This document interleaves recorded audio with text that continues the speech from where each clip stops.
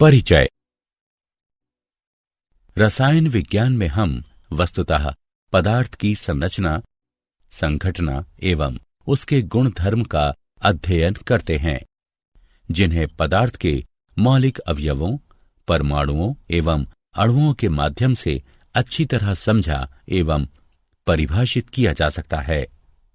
उदाहरण के लिए औषधि, विटामिन, शक्तिवर्धक औषधि, उर्वरक, उद्योग, बहुलक, साबुन, अपमार्जक, जलरोधक वस्त्र एवं अग्निरोधी निर्माण सामग्री, ये सभी रसायन विज्ञान से संबंधित हैं। उद्देश्य। इस पाठ के अंत में आप निम्न करने में सक्षम हो जाएंगे: जीवन के विभिन्न क्षेत्रों में रसायन विज्ञान की भूमिका एवं उपयोगिता को समझना, द्रव्य की तीनों अवस्थाओं के अभिलक्षणों की व्याख्या करना, पदार्थों का तत्वों, यौगिकों एवं मिश्रणों में वर्गीकृत करना, एसआई आधार मात्रकों को परिभाषित करना, परिशुद्धता एवं यथार्थ भेद को स्पष्ट करना। रसायन विज्ञान का महत्व। रसायन विज्ञान ने मनुष्य के जीवन स्तर को ऊंचा उठाने हेतु खाद्य सामग्री, स्वास्थ्य संबंधी उत्पाद एवं जीवन की गुणवत्ता में वृद्धि करने वाले अन्य पदार्थों के निर्माण में महत्वपूर्ण भूमिका अदा की है। विभिन्न प्रकार के उर्वरकों, कीटनाशकों एवं जीवाणुनाशकों की उन्नत किस्मों का उच्च स्तर पर उत्पादन इसके ज्वलंत उदाहरण हैं। इसी प्रकार पशु एवं वनस्पति स्रोतों से संश्लेषित अथवा कृत्रिम विधियों से निर्मित कई जीवन रक्षक दवाएं हैं, यथा कैंसर के उपचार में प्रभावी सिस्प्लास्टिन एवं टैक्सोल और एड्स पीड़ितों के उपचार में प्रभावी एजिडिटी अर्थात एजिडोथामाइडिन। द्रव्य की प्रकृति। ऐसा भौतिक पदार्थ जिसका द्रव्यमान एवं आयतन हो, अर्थात जो स्थान घेरता हो, पदार्थ कहलाता है। हमारे आसपास की सभी वस्तुएं द्रव्य द्वारा बनी हैं, यथा किताब, कलम, पेंसिल, जल, वायु, जीवित प्राणी इत्यादि सभी द्रव्य द्वारा ही निर्मित हैं। द्रव्य की भौतिक अवस्थाएं। द्रव्य की तीन भौतिक अवस्थाएं होती हैं: ठोस, द्रव एवं गैस। ठोस का निश्चित आयतन एवं निश्चित आकार होता है। द्रव का आयतन तो निश्चित रहता है, लेकिन आकार अनिश्चित। द्रव का आकार उस पात्र के आकार पर निर्भर है जिसमें उसको रखा जाता है। गैस का ना तो निश्चित आयतन होता है और ना ही आकार। वह उस पात्र के आयतन में पूरी तरह से फैल जाती है जिसमें उसको रखा जाता है। द्रव्य का वर्गीकरण। वृहद अर्थात बड़े स्तर पर द्रव्य का वर्गीकरण मिश्रण अथवा शुद्ध पदार्थ के रूप में किया जा सकता है। मिश्रण। हमारे आसपास उपस्थित अधिकांश पदार्थ मिश्रण हैं। उदाहरण के लिए जल में चीनी का विलयन, वायु, चाय आदि सभी मिश्रण ही हैं। किसी मिश्रण में दो अथवा दो से अधिक पदार्थ किसी भी अनुपात में उपस्थित हो सकते हैं, जिन्हें उस मिश्रण का अवयव अथवा घटक कहा जाता है। उदाहरण के लिए कहवा रासायनिक यौगिकों का एक जटिल मिश्रण होता है। मिश्रण के प्रकार।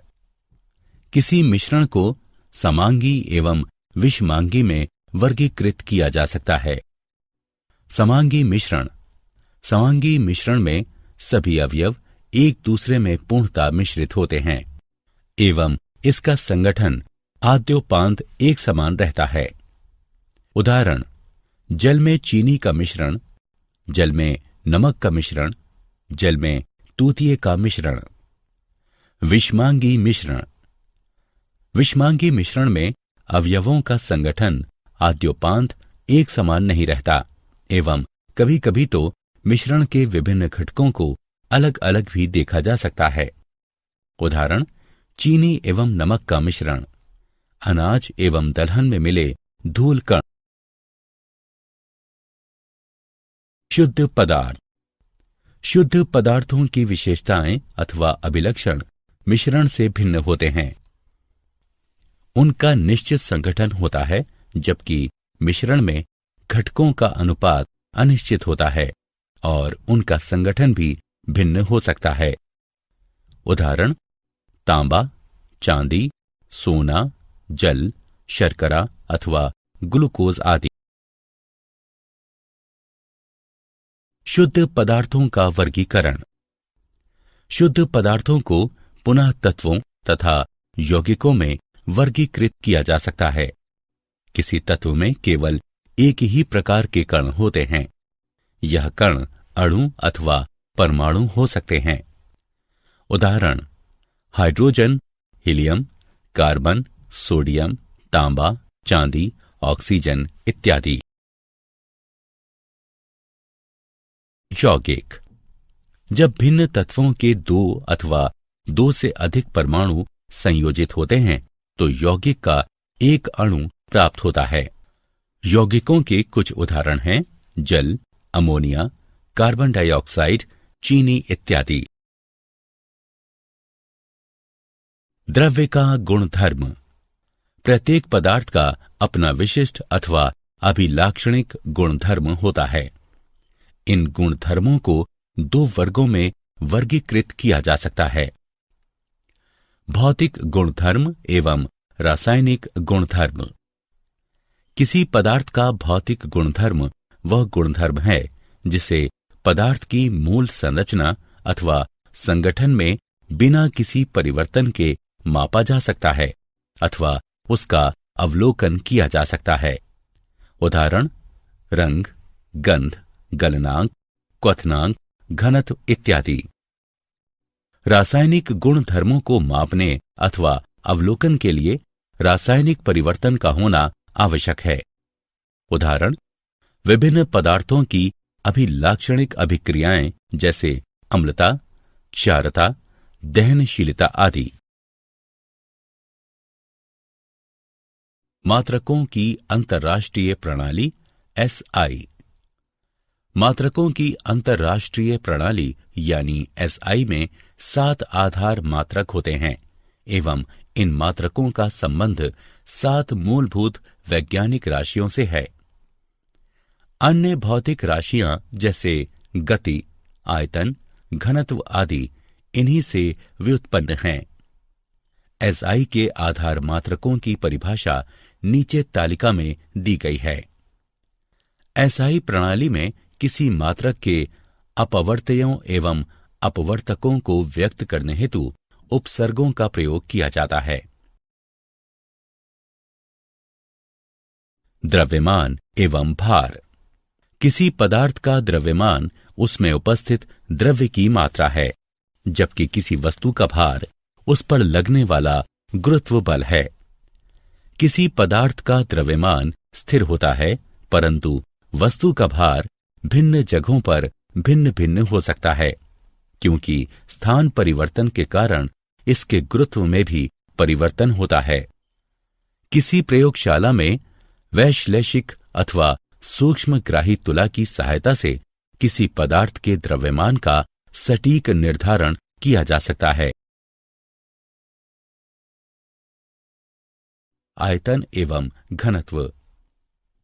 आयतन का मात्रक घन लंबाई होता है, अतः एसआई पद्धति में आयतन का मात्रक मीटर क्यूब होता है। रासायनिक प्रयोगशालाओं में अपेक्षाकृत छोटे आयतनों का उपयोग होता है, अतः आयतन को ज्यादातर सेंटीमीटर क्यूब अथवा डेसीमीटर क्यूब मात्रकों में व्यक्त किया जाता है। द्रवों का आयतन मापने के लिए प्रायः सामान्य मात्रक लीटर का प्रयोग किया जाता है, जो कि एसआई मात्रक नहीं है। 1 लीटर बराबर होता है 1000 मिलीलीटर के। 1000 सेंटीमीटर क्यूब बराबर होता है 1 डेसीमीटर क्यूब के। प्रयोगशाला में अंशांकित सिलेंडर, ब्यूरेट, पिपेट आदि द्वारा द्रवों अथवा विलयनों का आयतन मापा जा सकता है। आयतनमापी फ्लास्क का उपयोग ज्ञात आयतन का विलयन बनाने में किया जाता है। किसी पदार्थ का घनत्व उस पदार्थ के प्रति इकाई आयतन का द्रव्यमान होता है, अतः घनत्व का एसआई मात्रक इस प्रकार प्राप्त किया जा सकता है। घनत्व का एसआई मात्रक बराबर द्रव्यमान का एसआई मात्रक बटे आयतन का एसआई मात्रक, जो कि बराबर होता है किलोग्राम प्रति मीटर क्यूब अथवा ग्राम प्रति सेंटीमीटर क्यूब। ताप। ताप मापने के 3 सामान्य पैमाने हैं: डिग्री सेल्सियस, डिग्री फ़ारेनहाइट और केल्विन। यहां के यानी केल्विन एसआई मात्रक है। सामान्यतः सेल्सियस पैमाने वाले तापमापियों को 0 डिग्री से 100 डिग्री तक अंशांकित किया जाता है, जहां ये दोनों ताप क्रमशः जल के हिमांक तथा क्वथनांक है। फ़ारेनहाइट पैमाने को 32 डिग्री से 212 डिग्री के मध्य व्यक्त किया जाता है।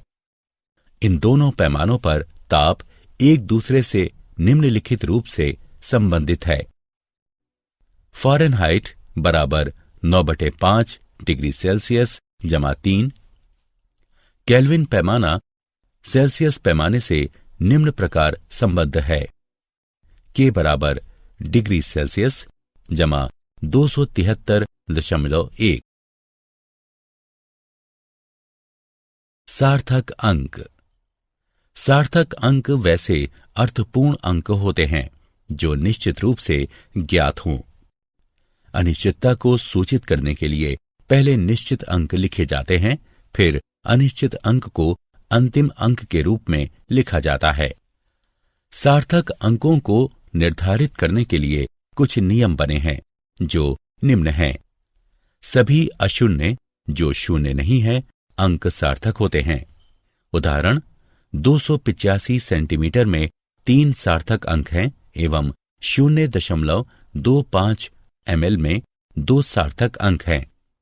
नंबर 2, प्रथम अशून्य अंक से पहले आने वाले शून्य सार्थक नहीं होते। इस प्रकार के शून्य मात्र दशमलव की स्थिति को दर्शाते हैं, अतः 0.03 में मात्र एक ही सार्थक अंक है एवं 0.0052 में सिर्फ 2 सार्थक अंक हैं। 3, 2 अशून्य अंक के मध्य स्थित शून्य अंक सार्थक होते हैं। 4, किसी अंक के अंत में अथवा दाईं ओर आने वाले शून्य सार्थक होते हैं, परंतु शर्त यह है कि वो दशमलव के दाईं ओर स्थित हो। उदाहरण 0.200 ग्राम में 3 सार्थक अंक है, लेकिन जिन संख्याओं में दशमलव नहीं है उनमें दाईं ओर स्थित शून्य सार्थक नहीं होते। उदाहरण के लिए हम 100 को ले सकते हैं, इसमें केवल 1 सार्थक अंक है। 5, यथार्थ संख्याओं में सार्थक अंकों की संख्या अपरिमित होती है।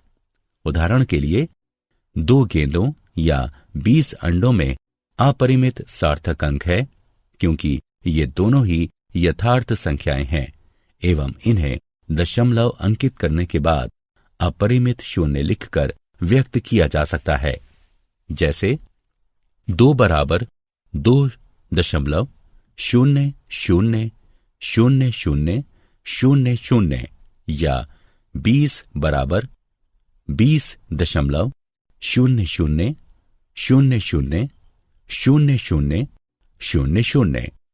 4.01 गुणा 10 वर्ग में 3 सार्थक अंक हैं और 8.256 गुणा 10 का मान -3 में सार्थक अंकों की संख्या 4 है।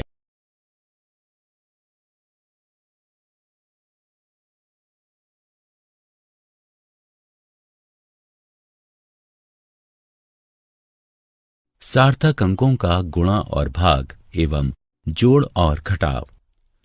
परिणाम को आवश्यक सार्थक अंकों तक व्यक्त करने के लिए संख्याओं के निकटतम राउंड ऑफ मान लिखते वक्त निम्न बातों का ध्यान रखें। यदि दाईं तरफ का अंतिम अंक 5 से अधिक है और उसको हटाना है तो उससे पहले वाले अंक में 1 जोड़ दिया जाता है। उदाहरण 1.386। अब अगर हमें दाईं तरफ के अंतिम अंक अर्थात 6 को हटाना है तो हम उसके निकटतम अंक 8 में 1 जोड़ देंगे अर्थात ये 9 हो जाएगा और अब 1.386 का निकटतम मान 1.39 हो जाएगा। अगर दाईं तरफ का अंतिम अंक 5 से कम है और उसे हटाना है तो उसे हटा देंगे, लेकिन उसका निकटतम अंक अपरिवर्तित ही रहेगा। उदाहरण 4.334 में से दाईं तरफ का अंतिम अंक अर्थात 4 को अगर हटाते हैं तो इसका निकटतम अंक अर्थात 3 अपरिवर्तित ही रहेगा। अतः 4.334 का निकटतम मान 4.33 होगा। यदि सबसे दाईं तरफ के अंतिम अंक को हटाना है और उसका मान 5 है तो ऐसी स्थिति में यदि उसका निकटतम अंक सम है तो वो अपरिवर्तित रहेगा, परंतु विषम अंक होने की स्थिति में मान में 1 अंक की बढ़ोतरी होगी। उदाहरण यदि 6.35 से 5 को हटाकर निकटतम अंक लिखना है तो हमें 3 को 4 करना होगा अर्थात 6.35 में से 5 को हटाने के बाद निकटतम अंक 6.4 होगा। जबकि 6.25 में से यदि 5 को विलोपित करेंगे तो इसका निकटतम मान 6.2 ही होगा, क्योंकि 5 के ठीक पहले वाला अंक सम है।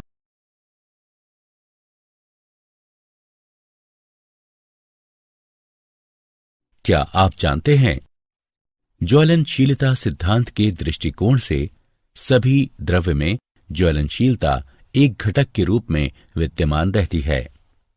किसी वस्तु के जलने का अर्थ है उस द्रव्य में विद्यमान ज्वलनशील घटक का निस्तारण।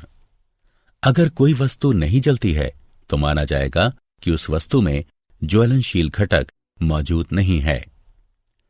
ज्वलनशीलता का सिद्धांत। किसी वस्तु के दहन का अर्थ उसके ज्वलनशील घटक का वायु में निस्तारण है। प्रागलन द्वारा धातु निर्माण के लिए अपेक्षाकृत कम ज्वलनशील अयस्क के साथ ज्वलनशील घटक का मिश्रण आवश्यक होता है। मूर्छायुक्त अथवा अपरिष्कृत धातु से ज्वलनशील घटक का वायु में निस्तारण अपेक्षाकृत धीमी गति से होता है।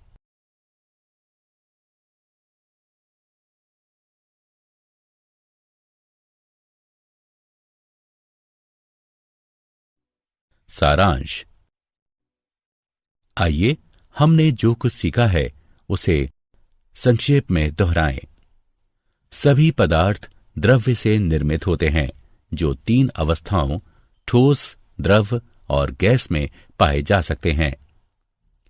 द्रव्य को तत्व, यौगिक एवं मिश्रण में भी वर्गीकृत किया जा सकता है। रसायन विज्ञान में राशियों के मापन में 10 की घात घटा 31 से लेकर 10 की घात जमा 23 जैसी संख्याएं आती हैं।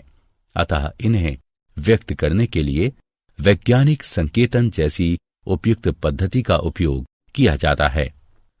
प्रेक्षणों में सार्थक अंकों की संख्या का उल्लेख कर अनिश्चितता का ध्यान रखा जा सकता है। विभिन्न परमाणुओं का संयोजन रासायनिक संयोजन के मूलभूत सिद्धांतों के अनुसार होता है।